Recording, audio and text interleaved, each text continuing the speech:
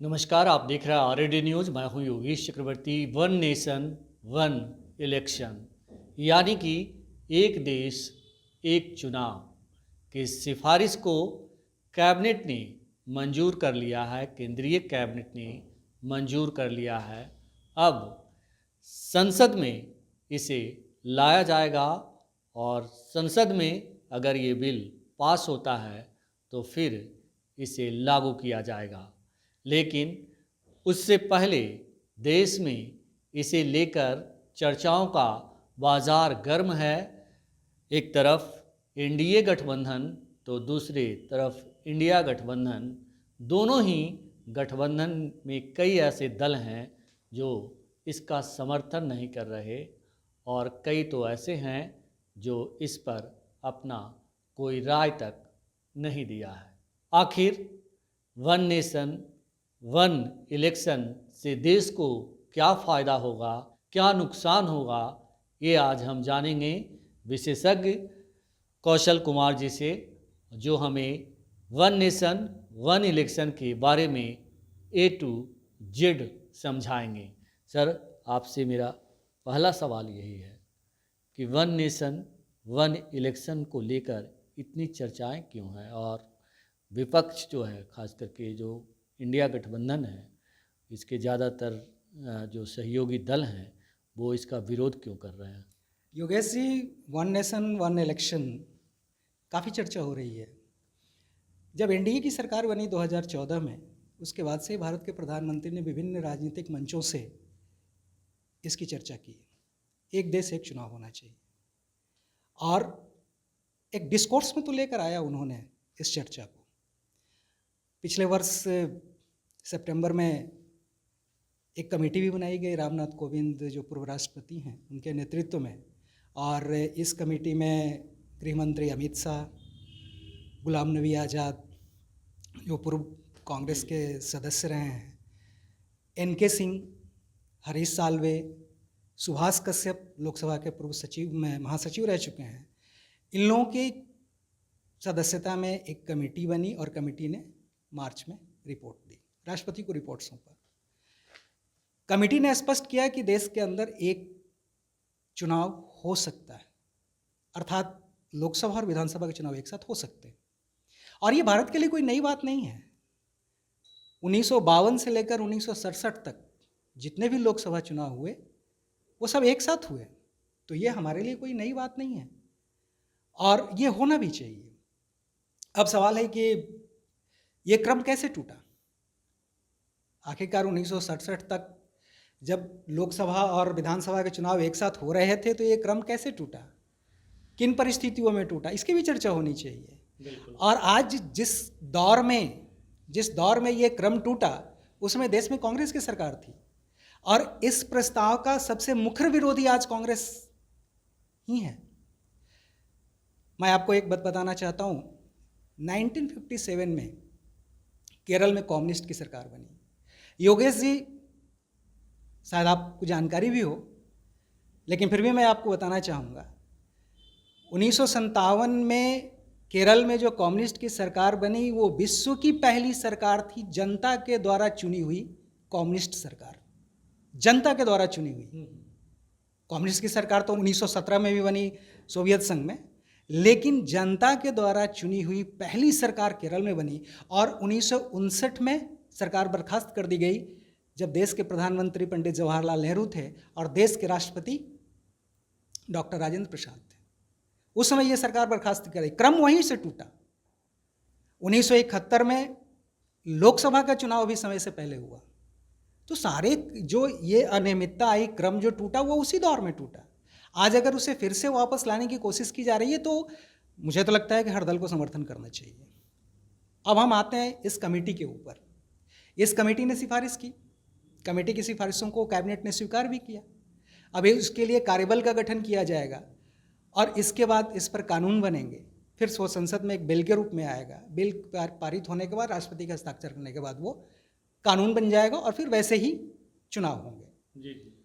Committee ने 62 राजनीतिक दलों से संपर्क किया, जिसमें से 32 राजनीतिक दलों ने इसका समर्थन किया, 15 राजनीतिक दलों ने इसका विरोध किया।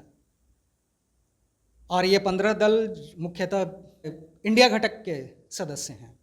आश्चर्य तो योगेश जी तब हुआ जब 15 राजनीतिक दलों ने इस पर कोई राय ही नहीं दी। कमेटी बार बार उनकी राय मांगती रही, बार बार उनके प्रतिनिधियों को बुलावा भेजा गया, लेकिन इन राजनीतिक दलों ने अपने प्रतिनिधि को नहीं भेजा गया कि उनकी क्या राय है। आश्चर्य की तो ये बात है कि इसमें से कुछ दल एनडीए के साथ हैं तो कुछ दल इंडिया गठबंधन के साथ हैं।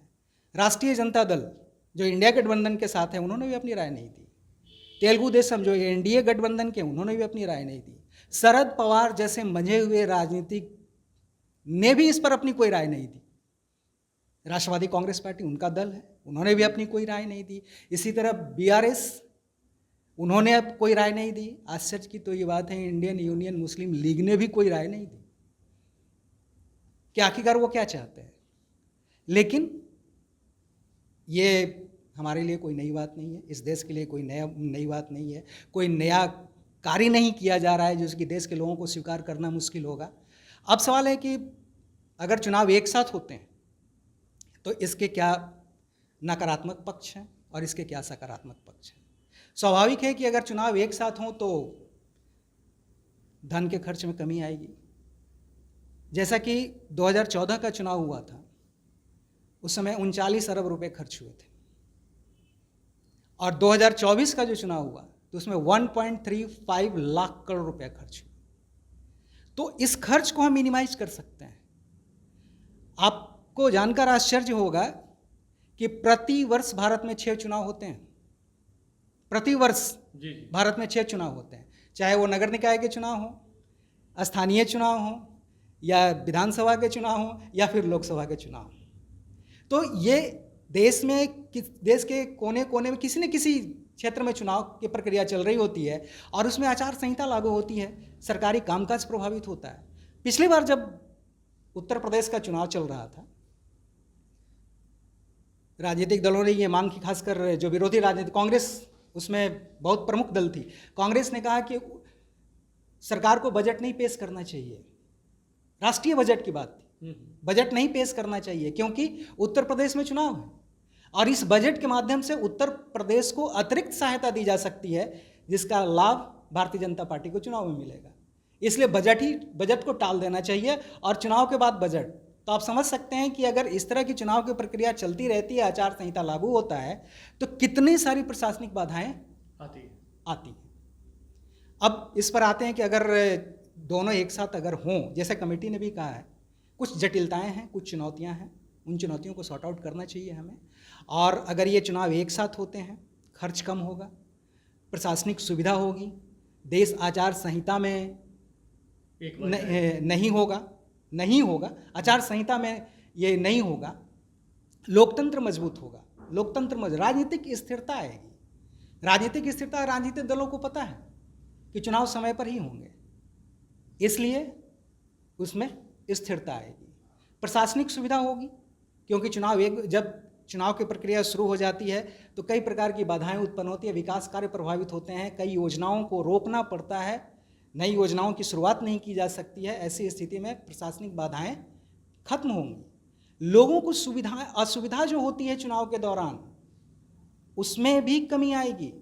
चुनाव की प्रक्रिया बहुत लंबी होती है, बिल्कुल चुनाव की प्रक्रिया बहुत लंबी होती है। नतीजा ये होता है योगेश जी, पहले चरण का मतदान और अंतिम चरण के मतदान में इतना लंबा गैप होता है ना कि अंतिम चरण के दिन लोग पहले चरण के मतदान की तारीख भूल जाते हैं कि पहले चरण का मतदान कब हुआ था। तो अगर चुनाव एक साथ हो, कम समय में हो, तो चुनाव के प्रति जो उदासीनता है उसमें भी कमी आएगी। आप देखें कि भारत में खासकर बिहार, उत्तर प्रदेश में माइग्रेशन की बहुत बड़ी समस्या है। यहाँ से मजदूर चले जाते हैं बाहर काम करने के लिए, वो बार बार आपके चुनाव में मतदान करने के लिए अपने गांव नहीं आ सकते हैं। वो अगर ये चुनाव एक बार हो तो एक बार आकर मतदान कर सकते हैं, लेकिन 2-2, 3-3 महीने, 5-5 महीने, 6-6 महीने में अगर चुनाव हो तो वहाँ से वो नहीं आएंगे। इसलिए अगर एक साथ चुनाव हो तो मतदान प्रतिशत भी बढ़ाया जा सकता है, राजनीतिक स्थिरता भी बढ़ेगी। जी, ये तो हुई जो प्रक्रिया है जो एक कमेटी ने सिफारिश की है। लेकिन अगर बात करें विपक्षी दलों की, तो उनका कहना है कि इससे लोकतंत्र खतरे में पड़ जाएगा। तो लोकतंत्र किस तरह से खतरे में पड़ेगा, आखिर ऐसा वो क्यों कह रहे हैं? ऐसा क्यों कह रहे हैं? देखिए, ये बहुत अच्छा सवाल है, उनकी बातों को भी समझना ज़रूरी है। वो भी अगर ऐसा कह रहे हैं तो उसके पीछे कोई तथ्य होगा। निश्चित तौर पे हमारी राजनीति में खासकर 90 के दशक में क्षेत्रीय दलों का उभार हुआ। आज कई राज्यों में क्षेत्रीय दल सत्ता में हैं। तो क्षेत्रीय दलों का जो जनमत का आधार है वो है क्षेत्रीय महत्वाकांक्षाएं। अगर ये चुनाव एक साथ हो तो फिर राष्ट्रीय मुद्दे हावी हो जाएंगे इन क्षेत्रीय मुद्दों पर। तो जो आधार है छोटे छोटे दलों का, जो क्षेत्रीय दल है उनका जो आधार है, उनका जो बेस है, वो बेस ही खत्म हो जाएगा, उनका अस्तित्व खत्म हो सकता है। तो ये छोटे छोटे जो दल है उनका अस्तित्व समाप्त हो जाएगा। अपने अस्तित्व को बचाने के लिए इसका विरोध करना है। दूसरी ये बात है कि राज्यों की जो एक बात और आप सुन रहे होंगे इस चर्चा में कि संघीय व्यवस्था खतरे में पड़ जाएगी। यह संघीय व्यवस्था के विरुद्ध है, इसलिए कि लोकसभा के कार्यकाल पर ही विधानसभा का कार्यकाल निर्भर हो जाएगा। यानी जितने भी राज्य हैं उनका कार्यकाल किस पर निर्भर हो जाएगा? लोकसभा के कार्यकाल। लोकसभा अगर पहले भंग हुआ तो राज्य सरकारें भी भंग कर दी जाएंगी, क्योंकि चुनाव एक साथ करवाना है। तो ये समस्या हो सकती है। अभी जैसे ये चर्चा हो रही है कि अगर 2029 में चुनाव है, अगर किसी राज्य में 2028 में चुनाव होता है और एक साल के बाद सरकार भंग कर दी जाएगी क्योंकि एक साथ चुनाव कराना है, तो वो सरकार कितना काम कर पाएगी? सिर्फ एक साल काम कर पाएगी। एक साल कर पाएगी, लेकिन जो खर्च घटाने की बात है यहाँ, अगर कोई सरकार, राज्य सरकार जो है बीच में वहाँ पे भंग हो जाता है असेंबली, उसके बाद वहाँ चुनाव होता है और फिर वहाँ की जनता को दोबारा एक साल के बाद फिर दोबारा चुनाव में जाना होगा, तो पैसे तो कम खर्च हुए नहीं, मतलब 2 बार इलेक्शन होना ही होना है। हाँ, लेकिन ये पहली बार, क्योंकि फिर लोकसभा और विधानसभा के कार्यकाल में समन्वय बिठाने की ज़रूरत है। अगर किसी राज्य में विधानसभा का कार्यकाल लोकसभा के चुनाव के एक साल बाद है तो वहाँ एक साल कम कर देना चाहिए। अगर एक साल कम है तो उसे एक साल बढ़ा देना चाहिए। अगर किसी राज्य का कार्यकाल 28 में खत्म हो रहा है, 29 में चुनाव, समन्वय की तो बात सही है, वो बिल्कुल सही है। लेकिन अगर बात करें कि अगर सपोज दैट बिहार में अभी एक साल बाकी है चुनाव होने में और अभी विधानसभा भंग कर दिए जाते हैं, ठीक है, अभी विधानसभा, तो कमेटी ने इस पर भी बात की है। अगर विधानसभा पहले भंग कर दी जाती है तो जो नया चुनाव होगा वो बचे हुए कार्यकाल के लिए होगा। बचे हुए कार्यकाल अभी ये जो रूल है, अभी जो व्यवस्था है वो पूरे कार्यकाल यानी 5 साल के लिए चुनाव होता है, लेकिन अभी जो होगा सिर्फ बचे हुए कार्यकाल के लिए होगा। तो इससे भी तो अस्थिरता आएगी राज्यों में। बिल्कुल, इससे कोई मतलब। अब सवाल है कि योगेश जी, जिनके अस्तित्व पर ही खतरा होगा वो तो विरोध करेंगे ही ना। जो छोटे छोटे राजनीतिक दल हैं, ये सिर्फ राजनीतिक दलों की बात नहीं है, ये आम जनता की भी बात है। आम जनता जो है वो एक कहते हैं कि अगर अस्थिर सरकार हो और वो जान रहे हैं कि मतलब अगर हमको 5 साल काम करना है तो उनका अपना एक प्लान होगा जिस पे वो काम करेंगे। अगर कोई सरकार चुनी गई और 1 साल में ही उसका कार्यकाल खत्म हो जाएगा तो फिर तो वो अनार्की की वाली स्थिति हो जाएगी, हो सकती है। इसलिए ये एक बेहतर प्रक्रिया शुरू की गई है और कुछ कमियां हैं, उन कमियों को दूर किया जा सकता है। एक बात और मैं बताना चाहता हूँ, राजनीतिक दलों की जो प्रतिबद्धता है, अगर एक साथ चुनाव होता है, दोनों का एक साथ चुनाव, मैं इसका नकारात्मक पक्ष बता रहा हूँ दोनों का, ये एक बार चुनाव होता है तो राजनीतिक दलों की जो जनता के प्रति प्रतिबद्धता है उसमें कमी आएगी। वो कमी कैसे आएगी मैं बता रहा हूँ। जब चुनाव बार बार होते हैं, कुछ अंतराल पे चुनाव होते रहते हैं, तो राजनीतिक दलों को ये लगता है कि मुझे बार बार जनता के सामने जाना होगा, उसका जवाब देना होगा। आज लोकसभा चुनाव के लिए अगर हम जनता के बीच में हैं तो 2 साल के बाद हमें विधानसभा चुनाव के लिए जाना होगा, फिर अगले साल हमें स्थानीय चुनाव के लिए जाना होगा। नतीजा ये होता है कि बार बार वो जनता के सामने उनको जाना पड़ता है। इसलिए जनता के आकांक्षाओं के प्रति उनकी प्रतिबद्धता बनी रहती है, लेकिन जैसे ही राजनीतिक दलों के अब 5 साल के बाद जाना होगा तो राजनीतिक प्रतिबद्धता में कमी आती है। और ये स्वाभाविक है, ये स्वाभाविक है। इस एक देश एक चुनाव का एक बहुत बड़ा ड्रॉबैक ये है कि ये चुनाव व्यक्ति केंद्रित हो जाएगा, और कई बार ऐसा होता है कि करिश्माई व्यक्तित्व के सामने राष्ट्रीय और महत्वपूर्ण मुद्दे गौण हो जाते हैं। बिल्कुल, और यही बात जो है प्रमुख देश की जो प्रमुख विपक्षी पार्टी है कांग्रेस, वो इसी बात को दोहरा रही है कि इससे देश में तानाशाही वाली, डिक्टेटरशिप वाली स्थिति हो उभर सकती है, जी। उभर सकती है। छोटे दलों पर खतरा होगा, राष्ट्रीय एजेंडे महत्वपूर्ण हो जाएंगे, क्षेत्रीय मुद्दे प्रभावहीन हो जाएंगे। इसलिए हालांकि लेकिन अगर फ़ायदे अधिक हों, कमियां कम हों, तो हमें अधिक फ़ायदे की तरफ देखना चाहिए और वन नेशन वन इलेक्शन के साथ जाना चाहिए। एक सर्वे में भी आया कि देश की एक कमेटी ने ही कहा है, कमेटी ने जब जनता की राय मांगी है तो उसमें से 80% लोगों ने वन नेशन वन इलेक्शन के पक्ष में। मुझे ऐसा लगता है कि अगर इस तरह की सिफारिश की गई है तो इसमें मुझे लगता है कि विचार करने की ज़रूरत है कि चुनाव की प्रक्रिया ऐसी रखी जाए कि जहां एक बार चुनाव हो जाए तो फिर 5 साल के लिए ही हो, ना कि 1 साल के लिए या जो बचे हुए कार्यकाल हैं उसके लिए। ये बहुत ही गंभीर विषय है, आपका क्या मानना? नहीं, फिर तो वही समस्या हो जाएगी। फिर तो उसमें जैसे आप कह रहे हैं कि अगर सरकार लोकसभा के साथ उसका चुनाव हुआ, वहाँ सरकार बनी, किसी कारणवश वहाँ की सरकार या तो बर्खास्त कर दी गई या फिर सरकार बहुमत के अभाव में सरकार गिर गई, और फिर जो बचे हुए कार्यकाल के लिए अगर हम चुनाव नहीं करेंगे और अगले 5 साल के लिए एक कार्यकाल, तो फिर वो उसका समय आगे हो जाएगा। इसलिए फिर वो जो क्रम है वो तो टूट जाएगा ना। बिल्कुल टूट जाएगा।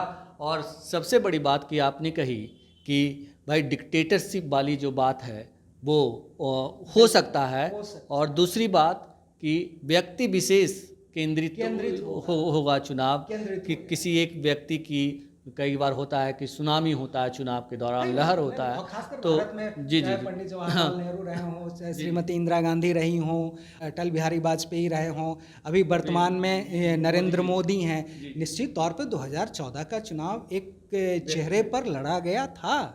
इस बात से हम इनकार नहीं कर सकते हैं। और कभी कभी तो भारत में ऐसा लगता है कि प्रेसिडेंशियल इलेक्शन हो रहा है। बिल्कुल, कभी कभी तो प्रेसिडेंशियल इलेक्शन हो रहा है। ये जो स्थिति होगी ये तो काफ़ी खतरनाक होगी, देश की लोकतंत्र के लिए काफ़ी खतरनाक होगा। खतरनाक हो सकता है, निश्चित तौर पर खतरनाक हो सकता है, लेकिन हमें इसका अनुभव है। इस देश को एक साथ लोकसभा और विधानसभा का चुनाव एक साथ कराने का अनुभव भी रहा है, हमने उसे देखा भी है, 5 कार्यकाल हमने देखा है, इसलिए हमारे लिए कोई नई बात नहीं है। अगर इस पर चर्चा हो रही है, अगेश जी, अगर इस पर चर्चा हो रही है तो कोई हर्ज भी नहीं है। बिल्कुल हर्ज की बात नहीं है, मैं भी मतलब आपके पक्ष में हूँ कि हर्ज की बात नहीं है।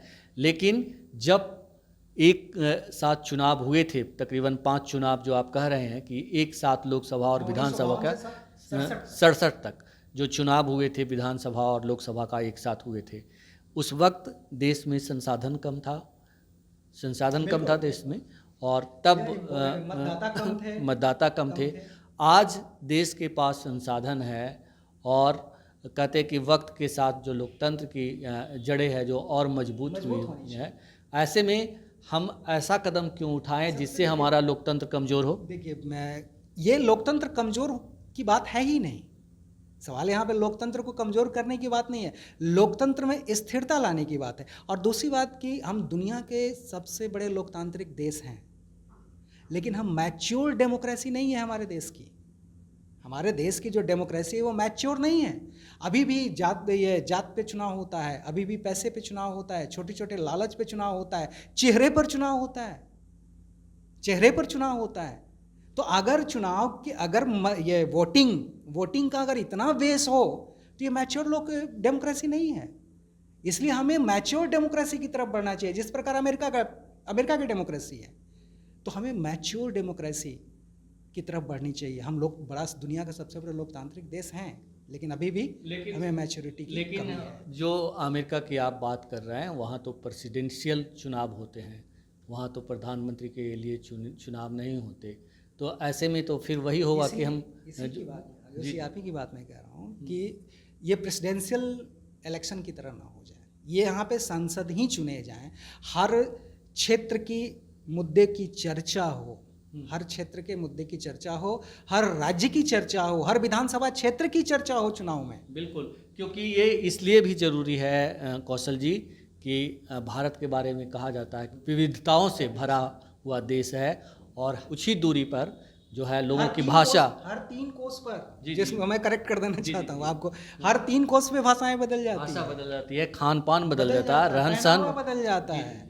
तो निश्चित तौर पे इतनी विविधताओं वाले देश में और ये क्षेत्रीयता हमारी पहचान है, जी बिल्कुल। ये विभिन्नता हमारी पहचान है, बिल्कुल। इसे खत्म भी नहीं होना चाहिए और इसे एक गुलदस्ते की तरह संयोज कर रखना चाहिए। तो आपको नहीं लगता कि ये एक तो संघीय ढांचा सचमुच अगर ऐसा होता है तो संघीय ढांचा जो है वो कमज़ोर होगा और लोकतंत्र की स्थिति भी कमज़ोर होगी, क्योंकि मुद्दे जिस तरह से आम जनता के उठने चाहिए वो उस तरह से नहीं उठ सकेंगे। निश्चित तौर पे उसमें कमी आएगी, राष्ट्रीय मुद्दे हावी होंगे, ये विदेश नीति की चर्चा होगी, राष्ट्रीय मुद्दों की चर्चा होगी, स्थानीय मुद्दे गौण हो जाएंगे।